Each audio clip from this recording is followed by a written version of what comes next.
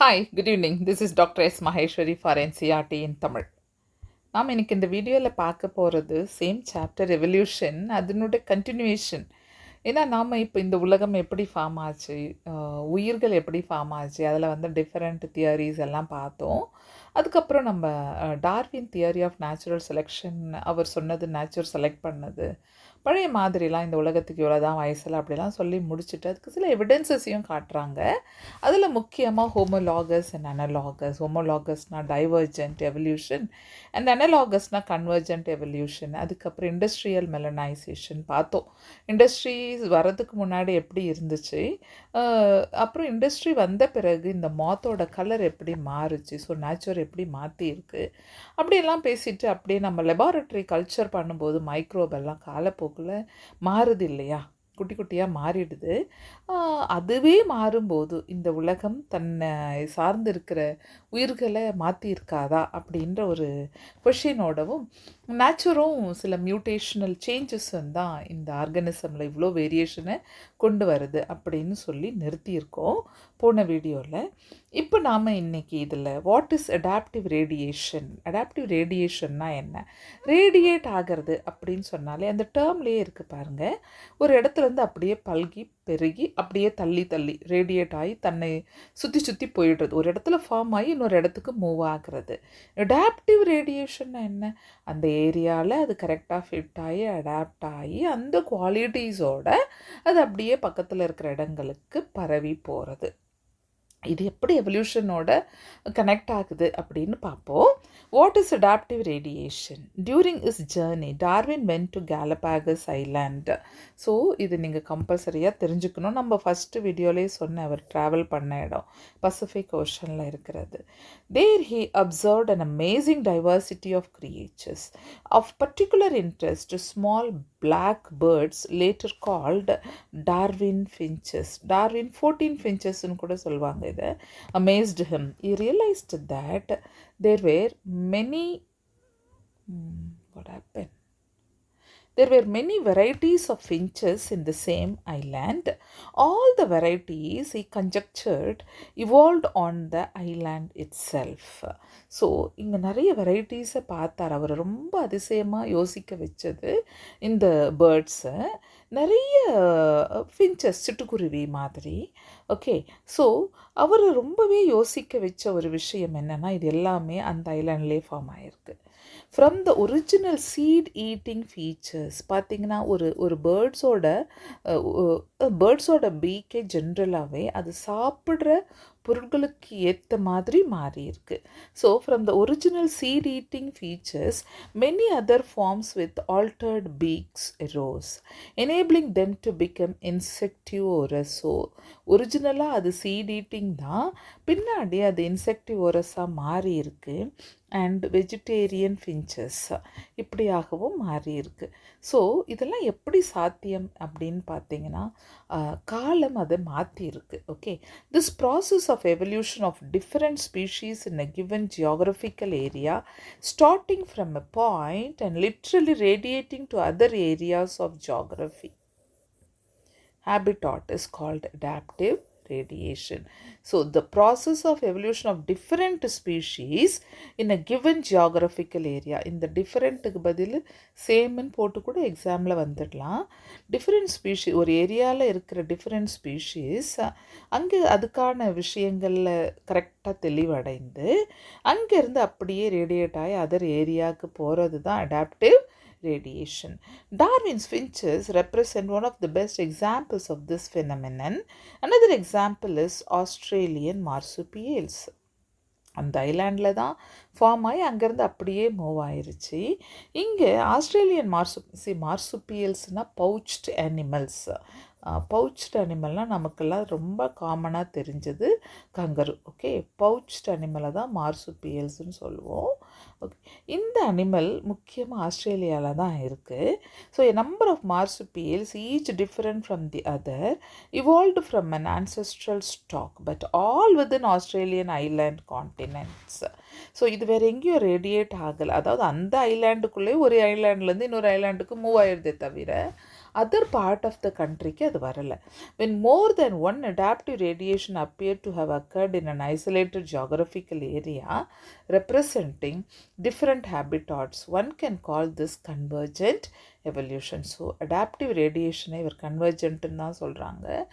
ஏன் அப்படின்னு சொன்னால் இது அங்கே ஃபார்ம் ஆகி உலகத்தில் இருக்கிற அத்தனை இடத்துக்கும் போயிட்டு இருந்தா வேணால் இதை பேசியிருப்பாங்க. ஆனால் ஆஸ்திரேலியன் ஐலாண்ட்லேயே ஒரு ஐலாண்டில் ஃபார்ம் ஆயிடுச்சு, மற்ற ஐலாண்டுக்கு கொஞ்சம் கொஞ்சமாக மூவ் ஆகி அங்கேயே இருக்குது. Placental mammals in Australia also exhibit adaptive radiation in evolving into varieties of such placental mammals, each of which appears to be similar to a corresponding marsupial. So மார்சுப்பியலில் இருந்து தான் பிளாசென்டல் மேமல். ஸோ யூஸ்வலாக மேமல்ஸை பார்த்தீங்கன்னா 3 இருக்கும், 3 முக்கியமான type: egg laying mammal, pouched mammal and placental mammal. Egg laying mammal தான் நமக்கு அந்த பிளாட்டிபஸ், அந்த ஆன்டீட்டர் எல்லாம். பவுச்டு மேமல்ஸில் அந்த கங்காரு, நும்பட் அப்படின்னு வந்துருச்சு. பிளாசென்டல் மேமல் இப்போ நம்ம பார்க்குற அத்தனை மேமல்ஸும் அது கீழே தான் இருக்குது. ஸோ பிளாசென்டல் மேமல் இன் Australia also exhibit adaptive radiation. இதுலேருந்து அப்படியே, அதாவது பிளாசென்டல் மேமல்லேருந்து கொஞ்சமாக மாறின விஷயங்களாக அது இருக்குது. Placental wolf and Tasmanian wolf marsupials. இப்போ நாம் இந்த டயக்ராமை பார்ப்போம். இந்த பேஜ் டேக்ஸ் டைம். இங்கே பாருங்கள், marsupial radiation, Tasmanian wolf, tiger cat, banded ant eater. இங்கே பாருங்கள், இதெல்லாம் பார்த்தா ஆண்ட் ஈட்டரோடலேருந்து வந்த ஒரு character. Marsupial rat, kangaroo, wombat, bandicoot, koala, marsupial mole and sugar glider. Okay, இப்படி இருக்குது. So adaptive radiation of marsupials இங்கேருந்து அப்படியே பரவிருச்சு. இந்த சுகர் கிளைடர் தான் இங்கே வேறு பேரில் கொடுத்துருப்பாங்க. இங்கே ஃப்ளையிங் ஃபேலஞ்சர்னு போட்டிருக்கோம் பாருங்கள், ஃப்ளையிங் ஃபேலஞ்சர். ஓகே, ஸோ இங்கே மோலு மார்சுப்பியல் மோல், சி பிளாசென்டல் மோலு இங்கே ஆஸ்திரேலியன் மார்சுப்பியல், ஆன்டீட்டர் நும்பட்ட, இங்கே mouse marsupial mouse, lemur spotted cuscus, flying squirrel and flying phalanger, bobcat and Tasmanian tiger cat and wolf and Tasmanian wolf. கொஞ்சம் மாறி இருக்கும், மற்றபடி அந்த features எல்லாம் ஒரே மாதிரி. ஒன்று டோட்டலாக பிளாசென்டலாக இருக்குது, இன்னொன்று வந்து அப்படியே பவுச் வச்சதாக இருக்குது. பட் எவல்யூஷனில் இது placental mammals are highly evolved then marsupial. Marsupials are evolved, கொஞ்சம் இவால்வ்டு தென் எக்லேயிங் மேமல்ஸ். இப்போ பார்ப்போம் biological evolution. Evolution by natural selection in a true sense would have started when cellular forms of life with differences in metabolic capability originated on earth. அப்போது natural selection, nature தான் இந்த உயிரை select பண்ணுது அப்படின்னு சொன்னால் இது எப்போ ஃபார்ம் ஆகிருக்குன்னா செல்லுலார் ஃபார்ம்ஸ் ஆஃப் லைஃப். எப்போ செல்லுலார் லெவலில் ஒரு லைஃப் ஃபார்ம் ஆகும்போதே அதுலேருந்து கொஞ்சம் different in metabolism would have formed when the earth form ஆகி அங்கேருந்து ஃபஸ்ட்டு செல் ஃபார்ம் ஆகும்போதே அதுலேருந்து குட்டி மெட்டபாலிக் சேஞ்சஸ் எல்லாம் தான் இவ்வளோ டைவர்சிட்டியை கொண்டு வந்து கொடுத்துருக்கு. The essence of Darwinian theory about evolution in natural selection. So, according to Darwin, evolution naale natural selection. Nature has got a role to play to select அப்படின்னு சொல்கிறார். அவர் இயற்கை தான் ஒன்றை செலக்ட் பண்ணது, நீயும் நானும் எதையும் பண்ணலை அப்படின்னு. The rate of appearance of new form is linked to the life cycle or the lifespan. Microbes that divide fast have the ability to multiply and become millions of individuals within hours. So இது இன்னொன்று சொல்லுவார், சின்னதாக இருக்கிற விஷயங்கள் நிறைய reproductive கெப்பாசிட்டியும், அனிமலோட size பெருசாக அந்த reproductive கெப்பாசிட்டிங்கிறது என்னென்னா நிறைய குட்டிகள் போடாது, 1-2, ஜெஸ்டேஷன் பீரியடும் லென்த்தியாக இருக்கும். இப்போ நம்ம யானைக்கு 22 மாதம் அப்படிங்கிறது அந்த சைஸுக்கும் இந்த ஜெஸ்டேஷன் யோசித்து பாருங்கள். அதுவும் நம்ம எலி மாதிரி 21 நாளையோ இல்லை முயல் மாதிரி 28 நாளையோ ஒரு குட்டி போட்டால் என்ன ஆகும்? ஊர் ஃபுல்லாக வெறும் எலிஃபெண்ட்டு தான் இருக்கும். அதனால ஸோ அதுதான் இவர் சொல்ல வராரு. The rate of appearance of new form is linked to the life cycle or the life span. Microbes that divide fast have the ability to multiply and become millions of individuals within hour. A colony of bacteria, say a growing on a given medium, has built-in variation in terms of ability to utilize a feed component. இப்போது a change in the medium composition will bring out only that part of the population that can survive under the new condition. So இப்போ ஒரு காலனியை நம்ம வளர்க்குற ஒரு bacterial காலனியை எல்லாம் நல்லா கொழுந்து விட்டு வளர்ந்துக்கிட்டு இருக்குது. நல்லா வளர்ந்துருச்சு, அந்த ஃபுட்டை எடுத்துக்கிச்சு, நல்லா வளர்ந்துருச்சு. இப்போது ஒரு காலனி பியில் ஏதோ ஒன்றுத்தை நம்ம இன்ட்ரடியூஸ் பண்ணுறோம், ஏதோ ஒரு காம்போசிஷனை மாற்றுறோம், ஏதோ ஒரு ஆன்டிபயோட்டிக்கை கூட போடுறோம் குட்டியாக மைல்டாக. அதையும் எதிர்த்து வளர்றது சிலது மட்டும்தான் வளரும், மீதியெல்லாம் வளராமல் போயிடும். So in due course of time this variant population outgrows the others and appear as a new species. இப்போது இதை எதிர்த்து வளர்ந்ததுனால அவனை எதிர்த்து நிற்க சில சக்தி இருந்திருக்கும் இல்லையா, சில ப்ரோட்டீன் மெட்டபாலிசம். அவன் தான் காலப்போக்கில் அவன் அவுட்க்ரோ பண்ணிட்டு ஏற்கனவே இருந்த இந்த ஏ குரூப்பை போட்டு தள்ளிட்டு இவன் மேலே வந்திருப்பான். ஸோ அவன் தான் இப்போ variant. So of course of time variant population outgrows the other and appears as a new species. இப்போ இவன் நியூ ஸ்பீஷீஸ் ஆகிட்டான். This would happen within days. இதெல்லாம் within days. For the same thing to happen in a fish or a fowl would take million of years. So இதெல்லாம் microbial few டேஸில் நடக்குது. ஆனால் ஒரு ஃபிஷ்ஷுக்கோ ஒரு ஃபவுல்கோ நடக்கணும்னா it could have taken millions of years as life spans of these animals are in years. ஸோ அதனுடைய வாழும் காலம் அது அதிகமாக இருக்குது. அதனால் அதில் சேஞ்ச் வரத்துக்கும் மில்லியன்ஸ் ஆஃப் இயர்ஸ் எடுத்துக்கிச்சு. So here we say that fitness B is better than that of A under a new condition. Nature selects for fitness. One must remember that the so called fitness is based on characteristics which are inherited. So இதில் என்ன சொல்ல வர்றாருன்னா, இப்போ B நல்லா இருக்கும், ஏவை விட நல்லா இருக்குது, பிகாஸ் அது ஃபிட் ஆயிருச்சு. ஸோ நேச்சுரல் ஃபிட்னஸ் அப்படிங்கிறது இங்கே என்னென்னா இன்ஹெரண்ட்டாக வருது, உள்ளே இருக்கிற கேரக்டரோட வந்துக்கிட்டே இருக்குது. ஏன்னா அது சர்வைவ் ஆகிறதுக்காக சில மெட்டபாலிசம் உள்ளே பண்ணி இருக்கும், அது அப்படியே இன்ஹெரிட் ஆகி அடுத்த ஜெனரேஷனுக்கு மூவ் ஆகிட்டு இருக்குது. Hence there must be a genetic basis for getting selected and to evolve. So nature select பண்ணதுன்னா என்னென்னா உள்ள நல்ல கரெக்டான மெட்டபாலிசத்தோடு வர்றதை தான் நேச்சரும் செலக்ட் பண்ணுது. Another way of saying the same thing is that some organisms are better adapted to survive in an otherwise hostile environment. Adaptive ability is inherited. It has a genetic basis. Fitness is the end result of the ability to adapt and get selected by nature. So இவர் என்ன சொல்கிறாருன்னா, இந்த ஃபிட்னஸ்ங்கிறதே ஜெனட்டிக்கலாக வருது. So ஃபிட்னஸ்ங்கிறது தான் இந்த எவல்யூஷனோட climax. அது வந்து settle ஆயிருச்சுன்னா அதை தான் நேச்சர் செலக்ட் பண்ணி அடுத்த ஜெனரேஷனுக்காக அனுப்புது. அதில் இப்போ செலக்ட் பண்ண ஃபிட் ஆகாததையெல்லாம் இதோட போய் சேரு அப்படின்னு அனுப்பிடுது அப்படின்னு சொல்கிறாரு. Branching descent and natural selection are the two key concepts of Darwinian theory of natural selection. So அவர் சொல்கிறதுல ரெண்டு விஷயம், பிரான்ச்சிங் டெசென்ட், அதாவது இங்கேருந்து அப்படி இப்போ அடாப்டிவ் ரேடியேஷன் பார்த்த மாதிரி, அதே மாதிரி natural selection are the two key concepts of Darwinian theory of evolution. So even before Darwin a French naturalist Lamarck had said, so இவர் எந்த ஊருன்னு பார்த்துக்கோங்க, ஜேன் பேப்டிஸ்ட் லெமார்க்குன்னு சொல்லுவோம்.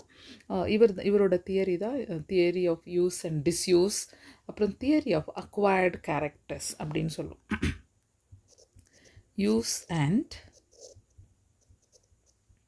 டிஸ்யூஸ் தியரி, அப்புறம் தியரி ஆஃப் acquired characters. எந்த ஆர்கன்லாம் ரொம்ப யூஸ்ஃபுல்லாக இருக்கோ அதெல்லாம் காலப்போக்கில் வளர்ந்துகிட்டே இருந்திருக்கும். ரொம்ப யூஸ் ஆகாத ஆர்கன் காலப்போக்கில் டிமினிஷ் ஆகிருக்கும் அப்படின்னு சொன்னது தான் லமார்க்கோட தியரி. இன்னொன்று தியரி ஆஃப் அக்வைர்ட். இப்போ எந்த ஒரு ஆர்கன் நமக்கு வேணும்னு நினைக்கிறோமோ அது காலப்போக்கில் அழகாக நமக்கு வந்துடும், வேணாம்னு நினைக்கிறது காணாமல். இதில் நிறைய கான்ட்ரவர்சிஸ் இருக்கும் லமார்க் தியரியில். பட் அவர் சொன்ன சில விஷயங்கள் இன்றைக்குமே ஒத்துக்கலாம். ஏன்னா நம்மளோட டீத்தோட ஷார்ப்னஸ் குறைஞ்சதோ, சில இந்த அப்பெண்டிக்ஸ் எல்லாம் வெஸ்டீஜியலாக மாறினதோ, இதெல்லாம் இப்போ நமக்கு யூஸ் இல்லைன்னும் போது அது அப்படியே குறைஞ்சி சைஸ் சின்னதானதும் உண்டு. ஸோ இவர் அப்படியே நியூட்ரலாக தான் வச்சு பார்க்க முடியும். படிப்போம். Even before Darwin, a French naturalist, Lamarck, had said that evolution of life form had occurred but driven by use and disuse of a particular organs. He gave the examples of giraffe who in an attempt to forage leaves on tall trees had to adapt by elongation of their necks. ஜிராஃபோட கழுத்து அவ்வளோ பெருசாக வளர்ந்ததுக்கு காரணம் அது எட்டி எட்டி எட்டி சாப்பிட்டு காலப்போக்கில் அதுக்கு கழுத்து பெருசாயிருச்சு. As they passed on this acquired characters of elongated neck to succeeding generations, giraffes slowly over the years came to acquiring long necks. Nobody believes this conjecture anymore. So இவர் சொன்னது இப்போ முதல்ல கிடைச்ச ஃபாசிலில் கிடைக்கிற ஜிராஃபோட ஹைட் கம்மியாக இருக்குது. ஸோ அதனுடைய தேவைகள் மேலே இருந்து எடுக்கும்போது காம்படிஷன் கம்மியாக இருக்கும்.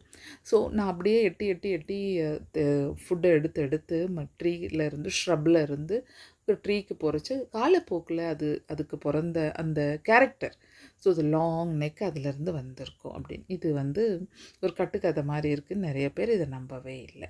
So is evolution a process or a result of a process? So இப்போ தான் கொஞ்சம் லைட்டாக சொல்ல வருவாங்க. எவல்யூஷனுங்கிறது ப்ராசஸ்ஸாக நடந்துக்கிட்டே இருக்கிற ஒரு விஷயமா இல்லை நடந்து முடிஞ்சிருச்சா? The world we see inanimate and animate is only the success stories of evolution. நம்ம பார்த்துக்கிட்டு இருக்க இந்த உலகம், அதாவது உயிருள்ளது உயிர் இல்லாதது எல்லாமே எவல்யூஷனோட கதை தான், சக்ஸஸ் ஸ்டோரி அதுவும். When we describe the story of this world, we describe evolution as a process. On the other hand, when we describe the story of life on earth, we treat evolution as a consequences of the process called natural selection. We are still not very clear whether to regard evolution and natural selection as a processes or end result of unknown processes. இவங்க என்ன சொல்கிறாங்கன்னா, எவல்யூஷனுங்கிறது ப்ராசஸாக இல்லை ஒரு end ரிசல்ட்டானா அப்படி சொல்ல முடியாது. இன்றைக்கி இருக்கிற இந்த உலகத்தில் இருக்கிற ஸ்டாரு, மூன், சன்னு, இங்கே இருக்கிற சாண்ட், ராக், மனிதர்கள், அதாவது விலங்குகள், பிளான்ஸ் எல்லாத்தையும் பார்க்கும்போது இந்த உலகத்தில் அப்படியே சேஞ்ச் ஆகிட்டே இருந்திருக்கு, ஒரு ப்ராசஸாக தான் இருக்குது. ஸோ அதே நேரத்தில் ஒரு ஸ்டோரி ஆஃப் லைஃப்னு ஒன்று எப்படி வந்தது அப்படின்னு யோசித்தா, ஓகே இது end result of a evolution நடந்ததே ஒரு உயிர் ஃபார்ம் ஆகிறதுக்காக. ஏன்னா அது அப்படியே மாறிக்கிட்டே இருக்குது. இன்னுமே பார்த்தீங்கன்னா இந்த உயிர் சிங்கிள் செல்லுலேருந்து அப்படியே இவால்வ் ஆகி இவ்வளோ அப்போ இதுவுமே ப்ராசஸாக தான் இருந்திருக்கு. ஸோ இது ப்ராசஸாகவும் இருக்கலாம், எண்ட் ரிசல்ட்டாகவும் இருக்கலாம், அப்படி ஒரு குழப்பி விட்டாங்க. We still not very clear whether evolution or natural selection as a process or end result of unknown. So கிளியராக சொல்ல முடியாது. ஒரு உயிர் ஃபார்ம் ஆகும்போது இது எண்ட் ரிசல்ட்டுன்னு சொல்கிறாங்க. இந்த உலகம் ஃபார்ம் ஆகிட்டு இருந்ததெல்லாம் ப்ராசஸ்ஸு, ஆனால் இன்னும் சொல்ல ஏன்னா மாறிக்கிட்டே இருக்கு இல்லையா, அதனால் இதை எக்ஸாக்டாக ப்ராசஸாக இல்லை எண்ட் ரிசல்ட்டான்னு சொல்ல முடியாது. It is possible that the work of Thomas Malthus தான் நம்ம டார்வினோட மென்டார்னு வச்சுக்கலாம். இவரை பார்த்து தான் அவர் இன்ஸ்பயர் ஆகிருப்பார்.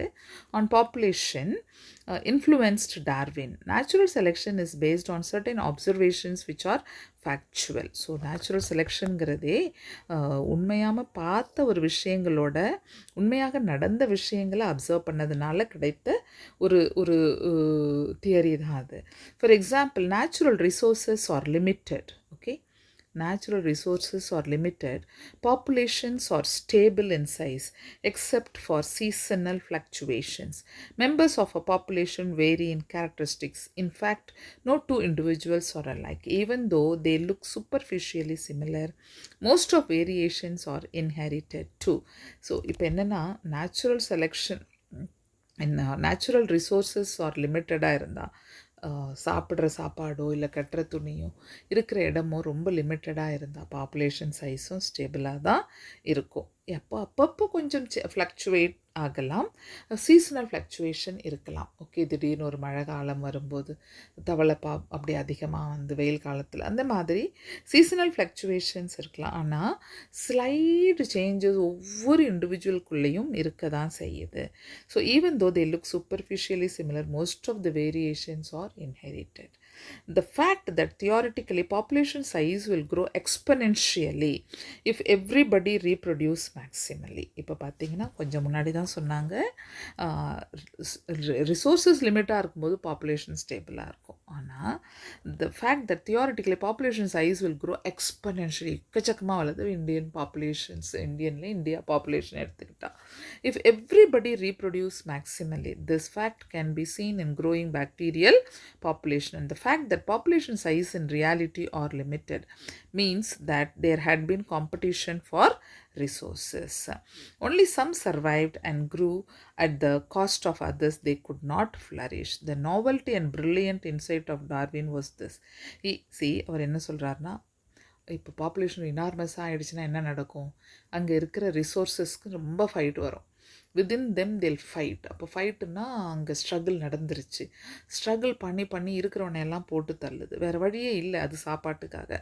அப்போது அதுக்கு நிறைய புது டேலண்ட் வந்து எப்படி அவனை போடுறதுன்னு தெரிஞ்சு போட்டுருச்சுன்னா இவன் ஃபிட் ஆகிறான். இவன் தான் survival of the fittest. So, the novelty and brilliant insight of Darwin was this. He asserted that variations which are heritable and which make resource utilization better for few, adapted to habitat better, will enable only those to reproduce and leave more progeny. Hence, for a period of time over many generations, survivors will leave more progeny and there would be a change in population characteristics and hence new form appear to rise. So, அவர் எப்படி பார்த்தார் அப்படின்னு சொன்னால், இப்போ இப்படி fight பண்ணி நல்லா சாப்பிட்டு வளமாக இருக்கும்போது, எதிரியை தோக்கடிக்க தெரிகிற திறமை இருக்கும்போது, அதுக்கான அடாப்டேஷன்ஸ்னு வரும்போது, இப்படியெல்லாம் இருந்தால் நான் எதிரியிலேருந்து மீண்டு வருவேன் அப்படின்னும்போது அவன் தான் வந்து இங்கே ஃபிட் ஆகிறான். அப்படி ஃபிட் ஆனவன் தான் நிறைய ப்ராஜனியை ரெடி பண்ணுறான். அப்போ அவனோட பாப்புலேஷனுங்கிறதே த பெஸ்ட் பாப்புலேஷன். ஸோ அங்கே முதல்லே சொல்கிறாங்க இல்லையா, the one which makes more progenies, அதுதான் ஃபிட்னஸ் அப்படின்னு அங்கே சொல்வார். ரீப்ரொடக்டிவ் ஃபிட்னஸ் தான் ஃபிட்னஸ்ன்னு சொல்கிறாரு. இங்கேயுமே எல்லாத்துலேயுமே தலை சிறந்து போராடி ஜெயிச்சு வரும்போது அது நேச்சர் செலக்ட் பண்ணுறது இயற்கை தானே. அங்கேருந்து more progenies and over the time survivors will leave more progeny and would be change in population characteristics. இப்போ இன்னும் திறமையான பாப்புலேஷன். அப்புறம் அங்கே நடக்கிற சேஞ்சஸ், அதில் இருக்கிற குவாலிட்டிஸ், அதில் இருக்கிற ரிசோர்ஸ்க்கு ஏற்ற மாதிரி இன்னும் கொஞ்சம் ஸோ இது இன்ஹெரிட்டட் கேரக்டராக வந்தாலும் நேச்சரும் அதில் இம்பார்ட்டன்ட் ரோலை ப்ளே பண்ணுது. Okay, so mechanism of evolution. What is the origin of this variation and how does speciation occur? ஸ்பீசியேஷன்னா இவ்வளோ ஸ்பீஷீஸ் எப்படி ஃபார்ம் ஆகிருக்கும், இவ்வளோ வேரியேஷன் எப்படி வந்திருக்கும், இவ்வளோ ஸ்பீசியேஷன் எப்படி வந்தது? Even though Mendel had talked of inheritable factors influencing phenotype, Darwin either ignored these observations or kept silence. So இப்போது இவங்க ரெண்டு பேருமே இருந்த காலகட்டம் ஓரளவு சேம். மெண்டலுக்குமே அந்த ரீகாம்பினேஷன் எல்லாம் மேத்தமேட்டிக்கல் எக்ஸ்ப்ரெஷன் கொடுத்தாலும் எதனால் இது நடக்குதுன்னு தெரியாது.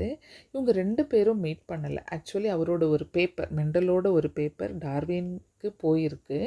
ஆனால் டார்வின் அந்த பேப்பரை அவருக்கு வந்து அந்த அவருடைய ஒர்க்கை, மெண்டலோட ஒர்க்கை பிரித்து படிக்கவே இல்லை. ஆனால் அவரோட ரேக்கில் அது இருந்திருக்கு. இதுதான் இவங்க ரெண்டு பேரோட பேப்பரும் சேர்ந்து ரெண்டு பேரும் படிச்சிருந்தா இன்னும் இலாபரேட்டாக விஷயங்கள் கிடச்சிருக்கும் நமக்கு. ஸோ இவர் mental had talked about inheritable factors influencing phenotype. Darwin either ignored this observation or kept silence. So இவருக்கு என்ன சொல்கிறது, இந்த வேரியேஷனை பற்றி அவர் ரொம்ப கொடுக்கல, அப்படியே ஒரு மாதிரி அமைதியாகவும் இருந்துட்டார். ஓகே, இந்த first decade of 20th century Hugo de Vries based on, இவர் தான் மியூட்டேஷன் தியரியை கொடுத்தவர். ஸோ 3 பேர் முக்கியமான தியரியை நம்ம படிப்போம். லமார்க்கோட theory of use and disuse or acquired character, natural theory, natural selection, that is theory of natural selection by Darwin, and Hugo de வ்ரீஸோட மியூட்டேஷன் தியரி. மியூட்டேஷன் அப்படின்னு சொன்னால் என்னென்னா சடன் சேஞ்ச். ஆக்சுவலி டிவரீஸ் என்ன சொல்வார்னா, டார்வின் சொன்ன மாதிரி நேச்சர் தான் select பண்ணது of course, ஆனால் நேச்சர் மட்டுமே செலக்ட் பண்ணிக்கிட்டே இருந்தால் இவ்வளோ சீக்கிரம் அத்தனை பயோடைவர்சிட்டியும் மனிதனும் ஃபார்ம் இருக்க மாட்டான். அவன் இன்னும் பல மில்லியன் எடுத்திருந்திருக்கும் அவன் ஃபார்ம் ஆக.